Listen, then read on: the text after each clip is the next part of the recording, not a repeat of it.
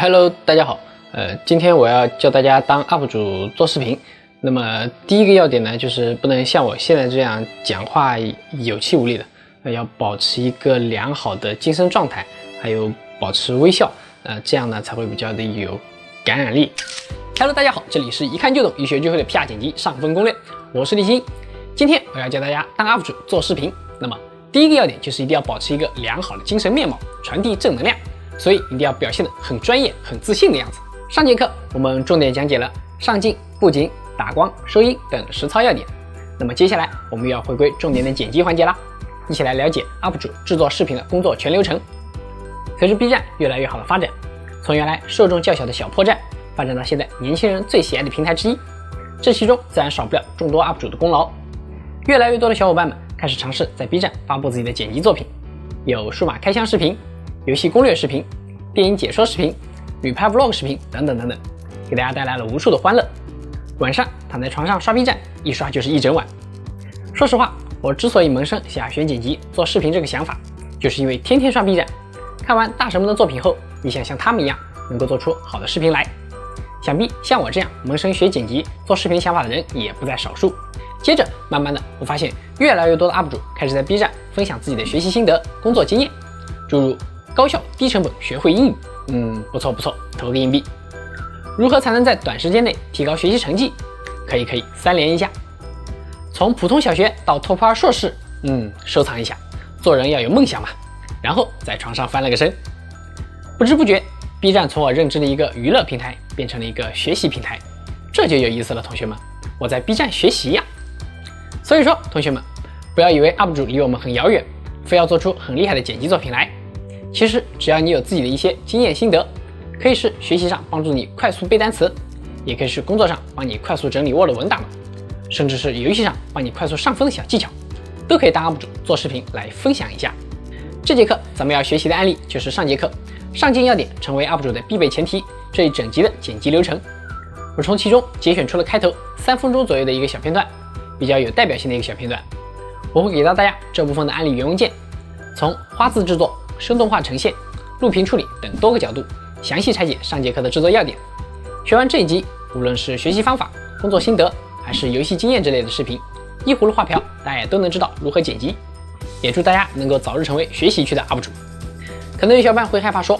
我并不想当 UP 主，也没有什么特别拿得出手的经验心得，是不是就不用听这节课了呢？其实不然，本节课是借着拆解 UP 主制作视频工作流程的案例，来给大家讲解做视频最核心的剪辑技巧。绝大部分视频都可以分为2大板块，出镜讲解部分和录屏讲解部分。出镜讲解部分，花字剪辑是重点，也是一会儿我们学习的重点。录屏讲解部分，如何录制视频和配合讲解做动画是剪辑的重点。学会了这些剪辑技能，各种类型的视频剪辑你都能驾驭得来。好了，话不多说，我们赶紧进入录屏，讲解剪辑的重点知识吧。先来看一下我们这节课要学习和模仿的案例。这是上节课出镜要点那一集的剪辑工程文件，这是一个3分钟的精简版，我来给大家拆解一下，剖析其中的剪辑要点。学完这集，你也能做出像上分攻略这样的精致视频啦。我们来看一下这个工程文件包含哪些板块。最上面是一个字幕层，这个不用多说，第2节课我就教过大家如何加字幕，一会儿再细说这个字幕的具体参数。然后下面好几个轨道是放花字的，像这样点缀画面的素材都属于花字。再然后是视频层，包含前面的出镜部分，还有后半段的录屏部分。最后是音效层、背景音乐层。这些视频原素材我都已经打包好，放在了作业集大礼包里面，大家记得下载一下，然后跟着我一起动手练习。首先第一步，我要教大家如何录屏，因为还是有很多小伙伴不会真人出镜，主要靠录屏来做视频的。给大家推荐一个超级好用的软件，叫做 Ocam， 它大小只有9兆，但是它功能齐全，非常强大。在作业集大礼包里面，我已经把这个软件的安装包放在这里了，或者我们也可以直接百度 Ocam 来下载它的最新版。安装之后打开它，如果你要录音的话，先确保一下你的电脑上面是插有麦克风的，没有专门的麦克风的话，去找一个带有麦克风的耳机也是可以录音的。我们先来到最右边这里，看一下这里的声音，点开它，这里有个录制系统音啊，这个记得要勾上，这个还是比较重要的。如果你不勾上这个的话，一会儿你的电脑放歌或者放视频的话，电脑的声音就不会被录进去。然后接着选择你的麦克风。我们再来看一下，这里有一个绿色的框，这个框住的范围就是一会儿会被软件录制的区域啊。我们一般把它全屏录制就行了。确定你的范围之后，我们点击这里的红色的按钮录制，接着你说的所有的话都会被录进去，包括电脑里面放的一些视频啊、音乐什么的。然后这里还有一个停止啊，比如说你录到一半，需要卡壳了，就不知道该说什么了，你可以去翻一下手机上的资料啊，翻一下你的笔记啊，想好之后我们再点一下继续，然后继续录音啊，就这么简单。然后全部都录好之后，再点击这里的停止，点击这里的打开，就可以看到你刚才录制的视频啦。总的来说还是非常简单、非常无脑的一个软件。左上角这里有一个菜单选项，点开之后有更多的设置，比如说录制这里常规质量，这个比较重要。一般我们把质量设定为非常高，这样的话你录制出来的视频就会比较高清一点，当然它的体积也会稍微大一点。在效果这里还可以设置你鼠标的一些特殊效果，比如说你可以给它设置一个圆环效果，这样你点某一个地方它就会有一个圆环扩散出来啊，又或者是这个把你的鼠标变大一点。总的来说还是一个很不错的软件。设置完之后点击确定，这样这个软件你就会用啦。一般来说我们平时录屏时用这个 Ocam 就够用了，但是如果你对这个录屏的要求比较高，需要录制一些高清的视频的话，那么推荐你使用另外一款软件，叫做 OBS， 也就是我现在正在使用的这款录屏软件。我们百度一下 OBS 就可以进入它的官网，然后点一下你需要的这个版本就可以下载到它。下载好之后安装一下，来到左下角这里有个场景，我们点击这里的加号，新建一个场景，然后来到来源这里，再点击这里的加号。如果我们选择这个显示器捕获的话，那么你整个画面都会被它录制进去。如果你只要录制某一个游戏的话，那么你可以点击这里的游戏捕获啊。不过大部分情况下我们都是选择这个显示器捕获，确定，然后在这里有一个开始录制，点击开始录制之后就开始录制视频了。等你录完之后再点击这里的停止录制，那么你的视频就录好了。来到左上角这里有个文件，点击显示录像，就会显示你刚才录制的视频。其他还有一些选项我也简单的讲一下，比如说我们点击这里的设置，这个页面看起来还是很复杂的，不过我们一般不用管，我们主要管这个输出就行了。视频比特率越高，你录制出来的视频体积就会越大，也会更加的清晰。不过我们一般2500啊3000左右就差不多够用了。编码器这里看个人情况，如果你电脑的配置比较低的话，可能选第一个比较好。如果你电脑配置还行，尤其是这个显卡还不错的话，就建议选择这个硬件，可以分担一下你的 CPU 的压力。在下面这里还可以更改一下你录像的保存位置。录制质量我推荐选择这个近似无损的质量，大文件大小，主要就是这些设置，其他默认就行了。然后点击确定，还是老样子，点击开始录制就开始你的录屏，点击停止录制就结束。 OK， 回到我们的案例，有了前面的拍摄部分，也有了后面的录屏部分，那我们就要开始正式的剪辑了。下面第二步降噪，这一步特别关键。如果大家之前有拍摄或者录屏的经验的话，你就一定会发现，你录制出来的视频戴上耳机仔细听，总能听到一些滋滋的噪音，尤其是在一些没有说话的地方尤为明显。我这里给大家放一下这个噪音声。一开始我以为是我的麦克风出问题了，但是其实完全不是。即便你的麦克风再好，你周围的环境再安静，但是你录制出来的视频总是有这样滋滋的声音。那么这个声音该如何处理呢？这个就需要用到我们一个处理音频的神器 AU。 大家把 AU 装好之后， PR 和 AU 可以实现一个很好的联动，它们都是 Adobe 系列的产品。但是要注意的是，你的 PR 版本和 AU 的版本要尽量保持一致。比如说你的是2019版的 PR，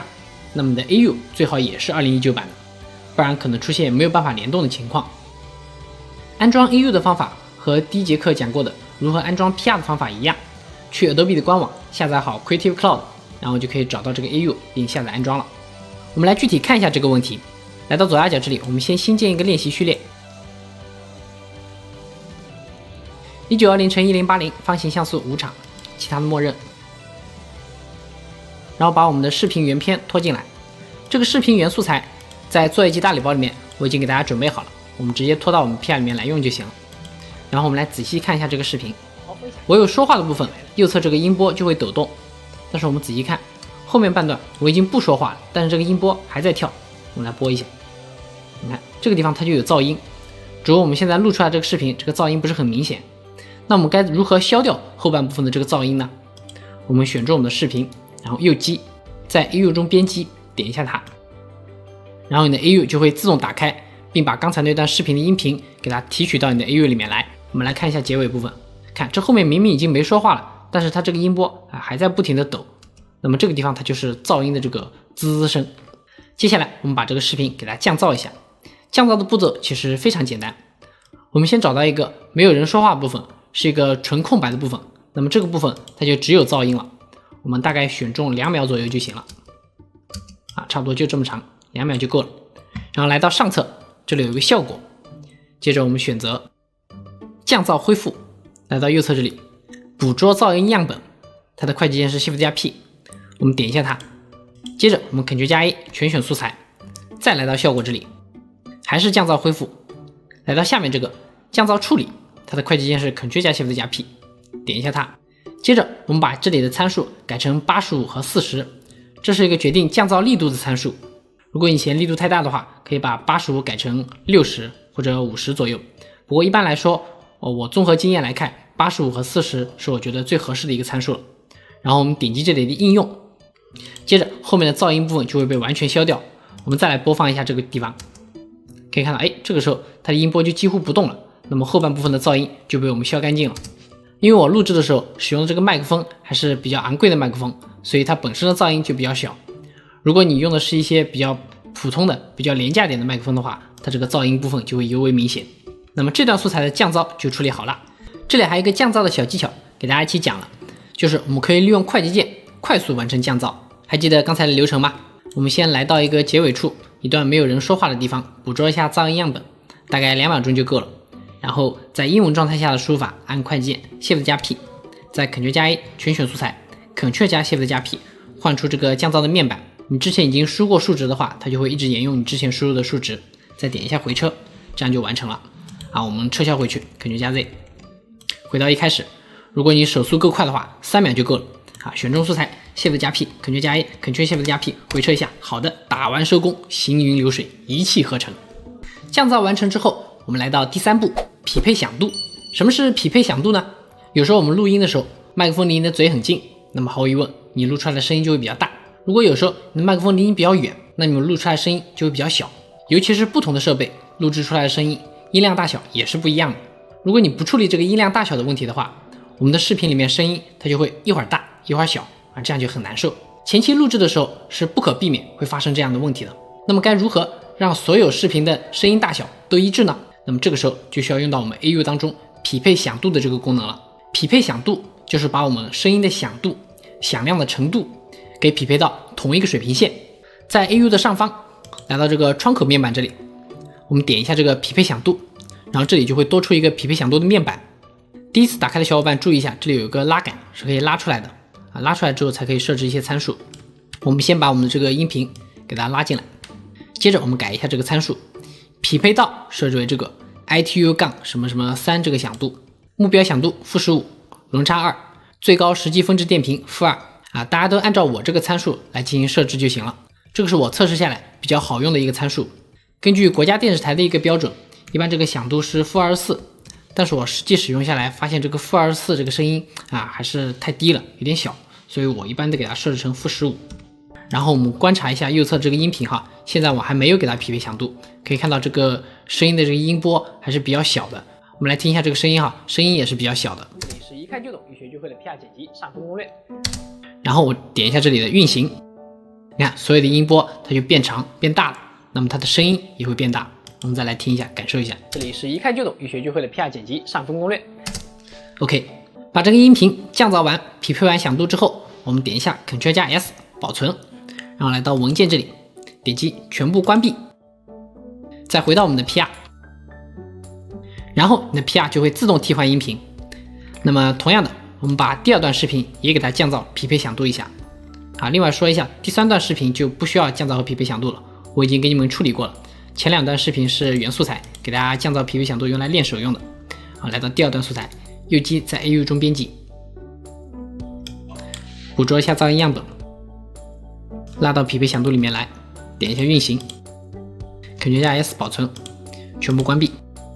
OK， 那么这个时候你所有的视频和音频都已经初步处理好了。第4步，处理废片。每个视频的开头和结尾都有一些废片，我们来看一下。比如说一开始是我一个准备的过程。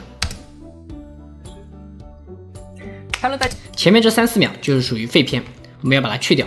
正常情况下，我们是用剃刀工具 C 把前面的砍断，然后 V 选择工具，然后现在加 Delete 波纹删除掉这样处理实在太麻烦了，我们Ctrl+Z 撤销回去这里我推荐大家使用 QW 法来快速处理废片。我们把时间轴指针摆在一个合适的位置差不多这儿就可以开始了。然后我们选中你的素材，按一下 Q 在英文状态下的输入法按一下 Q， 你看前面它就会自动删除，并且波纹删除掉。再来到结尾，结尾这里也是有一段废片心得，准备这个录像的结束，这里有一个准备过程也是要给它去掉。那么如果我们用 C、V、Shift 加 Delete 这样还是太慢了这里我们可以用 W 把时间轴指针摆到一个合适的位置，选中它之后按一下 W， 看结尾它就会自动删除，并且波纹删除掉。那么这个也是同样的道理这里还差一步，后面这个片子是 720P 的，所以我们要右击它，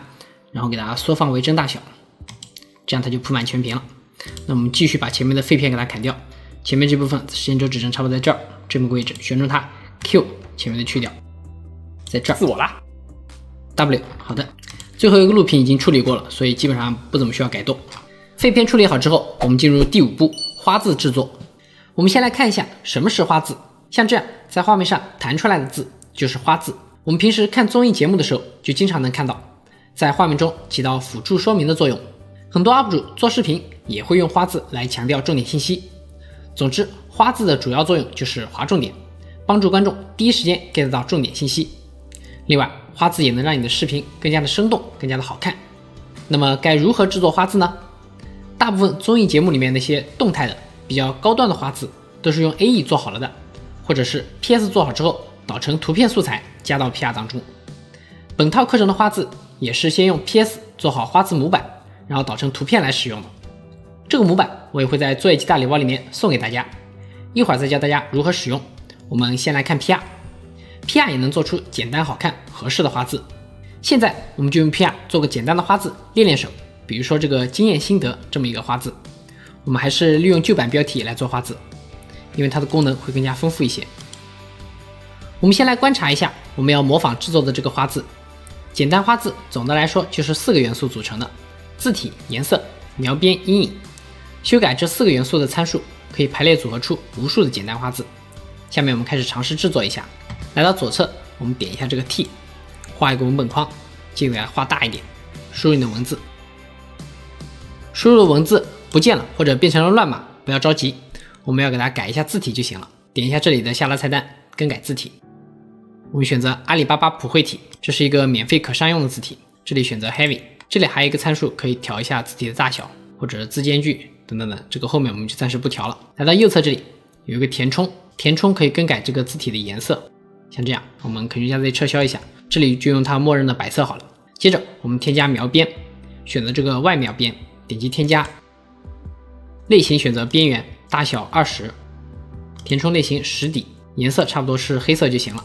那么这个描边也做好了，接着我们再给它添加一个阴影，把阴影前面的勾点亮，然后来到颜色这里，点一下这个色块，更改一下它的颜色，可以直接用取色器来吸一下画面的颜色，点一下对应的地方就行了。或者利用 QQ 的截图功能，鼠标点到对应的位置，它就会显示这个颜色的色号，像这里它就是1020-255，那我们也是可以用这个办法1020-255，确定。那么这个紫色就给它定下来了，不透明度100%，距离10，扩展0。那么这样这个花字就算做好了，是不是也很简单？做好之后点击右上角，在项目这里找到你刚才新建的字幕，把它拖到时间轴来，那么这个就是你刚才新建好的花字。不光如此，我们还可以把它存成样式，这样你下次做花字的时候就可以快速套用这个样式了。我们双击一下这个字幕，选中它之后，来到旧版标题的样式这里，点一下这个3道杠，这里有个新建样式，给它命个名字，确定，这里就多出了一个样式。接着我们再点一下右上角的叉，我们再重新做一个文件新建旧版标题，确定，随便打几个字上去，选中它之后，来到下方这里找到你刚才新建的样式，点一下它，你看样式就会自动套用啦。是不是非常简单？大家也可以自行调整右侧的这些参数，然后设计一个自己专属的花字。比如说我们再随便新建一个，这次我们不要阴影了，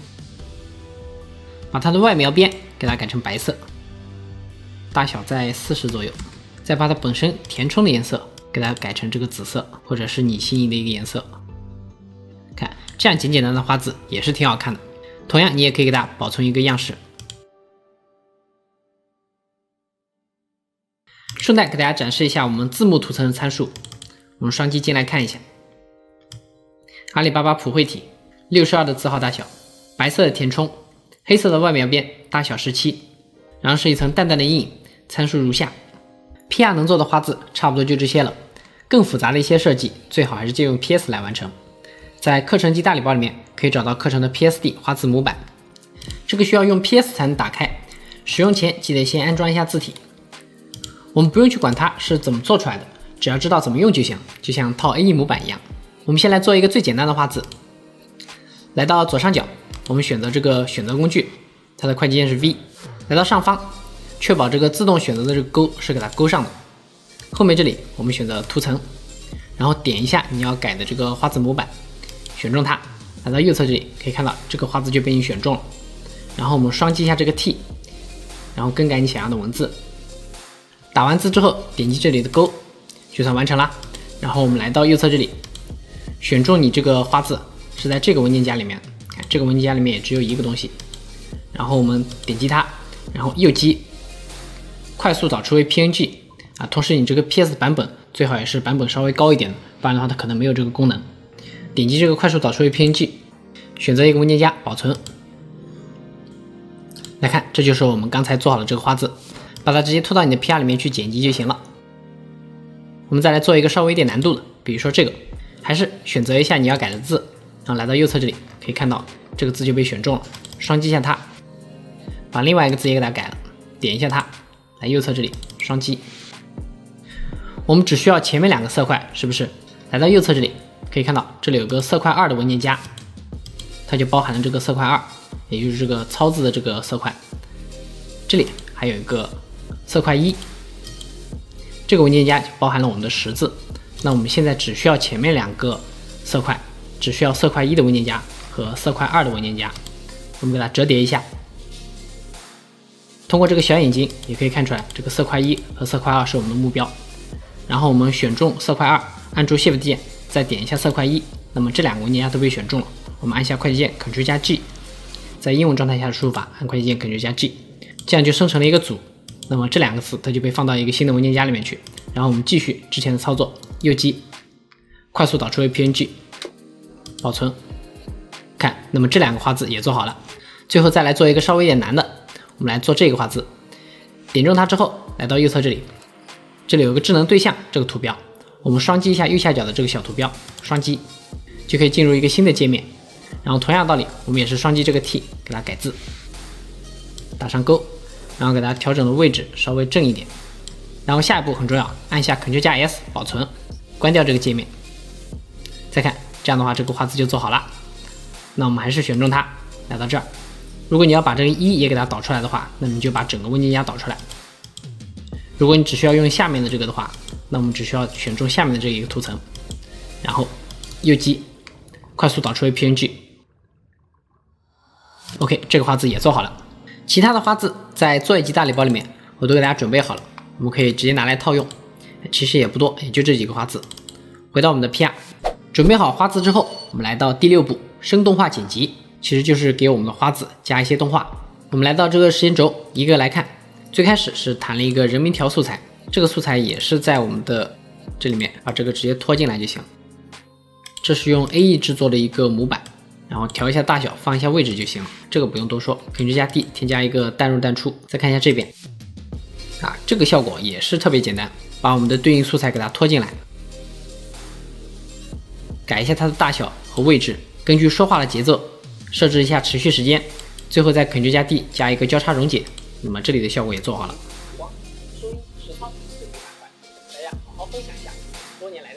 啊，这个是刚才测试用的花字，给它去掉。哎，这里有一个关键的动画，我们可以仔细看一下。它有配合我说话的手势做一个小动画。那么这个效果是怎么做出来的啊？其实也是特别的简单，把这个渐进性的拖进来，拉到这儿来，一个很简单的关键帧动画。先把下面这个 Shift 加 E 不启用，来我们这个新的再给它做一遍，差不多150%左右的大小，点一下这个运动，这里就多出来一个框，然后我们把它调整到一个合适的位置啊，或者也可以直接调节这里的参数来调整它的位置，也都是可以的。那么一开始它要先偏上一点点，在开始的位置，我们打开位置和缩放的关键帧，然后往后走一点，再把它往下沉一点，根据我们这个手势做一个这么个顺势的动画，然后再把它稍微放大一点，到200左右。我们来看一下这个效果。心得，念心得。那么这个效果就出来了，但是还差一个淡入淡出的效果，是不是？好，我们可以直接在这里利用这个不透明度，一开始的不透明度是0%，然后到后面是100%，那么它慢慢就有个淡入淡出的效果了。这是一种方式。好，或者还有一个更简单的方式，我们先把这个不透明度去掉。我们可以直接 Ctrl 加 D 添加一个交叉溶解，缩短一下它的时长，那么也是可以达到这么个效果的。这就是一个花字逐渐向下，并且慢慢放大，还有一个淡入淡出的一个运动效果。再到后面来，这儿还有一个练练练，废话了。这个练练练3个字砸下去的效果，其实做起来也是非常的简单。我们先把其中另外2个 Shift 加 E 给它隐藏掉，只看其中一个。那么它一开始缩放是1100%，哇，这特别大啊！其实我们看一下，它原来就长这样，只不过我们在缩放这里的关键帧打开，它一开始的时候特别大，然后往后3到5帧左右，再把它大小改成120%，这样的话它就有一个从屏幕外面往里面砸的这么一个感觉。练练练。然后其他2个练练练也都是给它复制出来，只不过改一下它的位置而已，这个应该也很好理解。像这样用关键帧配合花字做动画的效果还有很多，可以很好的让你的画面更加的生动。平时我们看视频、看综艺的时候，可以多留意一下他们是怎么做这个关键帧动画的，这样你也能模仿做出很多动画来。不过我这么爱你们，肯定不会只说让大家自行去模仿的啦。这里给大家分享一下我制作的一套花字动画模板，可以让你一键套用各种关键帧动画。这些都是我多年来做视频整理下来的关键动画，这里全都送给大家。我们来看一下，像这样的动画用在你的视频里面是一个很好的加分项。其实它们的制作原理都很简单，我们随便点开几个看一下，来拆解一下。说白了就是位置、缩放和旋转，调整这几个属性的关键帧，只要你有耐心，自己也能做出来。大家可以自行模仿一下，练一下自己打关键帧的水平。接着我们来讲讲这个模板怎么用。首先最初级的，不光是用这个模板，我们平时做完关键帧动画之后，如果你对做的这个动画比较满意的话，你也可以把它保存下来作为预设，这样以后就可以一键套用。怎么保存预设呢？我们来到这个效果空间这里，点一下你要保存的这个关键帧的这个属性，然后来到这里右击一下，然后我们点击保存预设，给它命个名字，运动预设001。这里我们一般选择这个定位到入点啊，如果用默认的缩放的话，这样的这个比例它都会等比例的拉伸，会导致你的动画做的比较的慢啊，其实不是很好用。我们一般选择这个定位到入点会比较合适一点。确定，然后我们来到我们的效果面板，在预设这个文件夹下面点开来，你会发现，哎，这就是我们刚才保存的这个预设，使用起来也非常简单。回到我们的这个案例，来试着用一下，把我们刚才做的这个用旧版标题做的这个字幕给它用一下，看一下啊，这就是我们刚才用旧版标题做的啊。不过需要注意的是，在应用你的这个效果之前，记得先把你做的这个字幕给它拉到这个画面的正中央啊，不然的话可能会出现一些位置上面的问题。拉到正中央之后，来到效果这里，刚才你保存的预设给它拖动一下，拉到你的素材上面，我们来看一下效果。哎，你看这个效果就自动应用上来了，是不是很简单？还有另一种情况，如果你是用的 PS 直接导出来的 PNG 素材的话啊，那就更简单了，直接拖动你的预设到上面来，就可以一键加载了啊，也很简单。这种方法比我们直接使用复制粘贴属性的方式会更好一点。再回到这个模板，这里有好多的这个动画预设，如果你一个保存太麻烦，在做一集大礼包里面我已经做好了一个动画预设的合集包。如何使用这个合集包呢？来到我们的 PR， 来到效果面板，然后随便点一个，右击导入预设，把我们的预设导进去，双击一下。接着预设这一栏就多出了好多的动画，我们可以直接套用了。拖动预设到你的素材上，就可以一键生成。这么多预设，一般来说已经足够大家使用了，很好用的一个东西，可以让你的画面更加的生动。等你打关键帧的水平高了，还可以这样来到效果这里，右击导出你的预设，就像我这样，你可以把你的预设挪到另外一台电脑或者分享给别人使用。除了像刚才那样打关键帧做动画，其实还有一种更加简单、更加方便的方法，那就是利用 PR 自带的转场来做动画。比如说这个，你看，我们来看一下，这个其实就是第一节课做电子相册的时候用到的立方体翻转啊，有没有？其实特别的简单。我们把它删掉，我们再来一遍，把花字拖到我们的 PR 里面来，然后改一下它的大小和位置，差不多就在这么一个位置吧。然后来到我们的效果里面，在视频过渡、3D 运动、立方体翻转，给它拉到我们的视频最开头。我们来感受一下，哎，是不是特别简单？那这是一个进入动画，它还差一个退出动画，拉到它的尾巴，它就有个立方体翻转效果了，是不是？翻进来再翻出去啊，它持续的时间稍微久一点，因为我这里还有一个音效来配合它这个翻转效果。OK， 这样效果就做好了，还是很简单的，其实就是4组花字来给大家做练习，有用关键帧来完成动画的，也有用 PR 自带的转场来完成动画的。大家把这2种技法掌握之后，那么你就明白这个剪辑它是怎么一个道理了。给花字做完动画之后，我们来到第7步，添加音效和音乐，这个也是很重要的环节。我们先来看一下本集案例所用到的音效，像这里有这个啵啵啵的音效，光、收音、实操这几个板块，练这种废话啦。利用 Memoji 这个动态表，像这样合适的音效可以很好的辅助花字来强调重点，也能让你的画面更加的生动。这些音效在作业集大礼包里面我已经给大家准备好了，做作业的时候可以直接使用。在一开始的素材大礼包中有一个专门的音效素材合集，里面这个文件夹是我整理过的非常好用的音效素材，可以很好的辅助你的花字呈现。平时我做剪辑时也是基本上都用的这里面的音效，另外2个文件夹的音效也很实用。如果你还觉得不够用，就去爱给网自行下载，这个网站之前已经讲过了，有非常多好用的音效可供下载。另外还有一个音效网站，这里也一起推荐一下，那就是站长素材。进来之后，我们先点击这里的 MP3， 然后输入你想要的音效，比如说闹钟，可以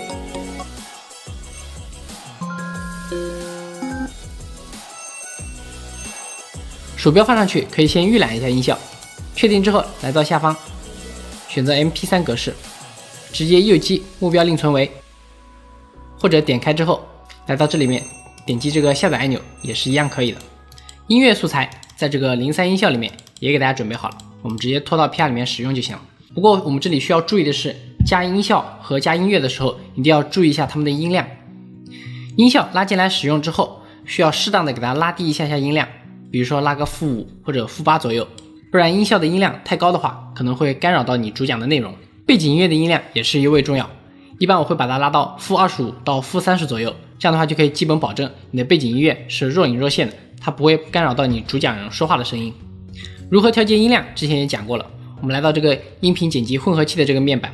然后这个 A1 轨道就对应下面的 A1 轨道， A2 轨道对应下面的 A2 轨道，然后比如说这个背景音乐它在 A5 轨道上面，那我们来到 A5 这里，给它拖动一下这个滑块，拉到-30左右就行了。录屏时的字幕有时候会做一些标黄处理，也是相当于一个划重点，相当于一个小花字吧，做起来也是特别简单。比如说我们双击一下这个字幕，我把新建2个字也给它标黄一下，那么我们选中它之后来到这边填充颜色，点一下它，改一下它的颜色，我用的这个黄色的色值是 F6 F002， 确定，看这时候新建2个字也变黄了，是不是也是很简单的一个小操作。第8步，处理录屏。细心的小伙伴已经发现了，我们的录屏会做一些放大缩小的动画，点击中间就像这样放大视频的局部，以方便观众看清按钮。这个制作起来也是非常简单，还是关键帧动画的应用。我们选中我们的视频，来到效果空间这里，我们先把这些关键帧给它去掉，重新做一遍。一开始是这么一个样子啊，画面总的来说是比较小个儿。然后我们找到一个合适的点，比如说差不多就在这儿吧。来到效果空间，把位置和缩放前面两个关键帧给它点亮，然后我们打个点，然后按住 Shift 键加小键盘的右键按2下，按2下右键，这样的话就是往右10帧，再给它打2个点。给后面的点设置一下参数，缩放到200%左右，然后调整一下它的位置参数，这样的话这个下半部就被放大了。我们看一下效果，回复一下，点击中间的和看，这个效果就做好了。然后我们再来到一个合适的位置，再做一个结束的，比如说这里吧，这个加号就可以看下一个画面，就要看到整个画面才行了。那我们来到一个合适的位置，这里先打2个点，然后同样的按住 Shift 键加小键盘的右键按2下，往右10帧，再打2个点。这2个点我们可以直接利用这个重置参数的按钮，给它重置回最开始的样子，这样的话它就有一个退出动画。点击这个加号就可以新建，那这样就差不多了。这集的案例还挺长的，把视频开头的这个第一段视频的字幕做一下，掌握这个知识点就可以了。最后我们来总结一下这个案例的要点，看看我们学会了哪些知识点。首先第一个，我们学会了用录屏软件 Ocam 和 OBS， 以后大家也能自己录屏了。接着我们用案例原视频学会了降噪和匹配响度，以后大家处理自己的视频的时候都要记得先降噪再匹配响度一下。再然后我们学会了用 QW 法去掉片头和片尾的废片，这个方法可以大大的提高我们处理废片的效率。接着是制作花字，可以用 PR 的旧版标题模仿着设计一个自己的花字，也可以直接用我给的花字模板，用 PS 导出 PNG 格式的花字拖到 PR 当中来用。做好了花字就要给花字做动画，可以用关键帧来做动画，也可以用 PR 自带的转场做动画。这个地方还有很多的小技巧，下节课我会重点讲解。花字动画搞定了，就是加音效加背景音乐，然后适当调整一下背景音乐和音效的音量，最后处理一下录屏，加一些放大缩小的动画，然后上字幕检查一下，来到最后一步第9步导出视频 Ctrl+M， 中等比特率或者高比特率自己看情况选择，点击导出，等待一下，你的作品就完成了。以上就是本节课的全部知识点啦。这节课的作业是自己拍和剪，完成一个时长在1分钟以上的小视频，题材不限，可以利用作业及大礼包中的素材重现本节课的案例。当然，更加鼓励你自主创新，根据自己的经验心得，尝试自己做一个视频来表达你的想法。下节课我们会重点讲解如何制作好玩有趣的特效，让你的视频节目效果堪比综艺节目。好的，我们下期再见，拜拜。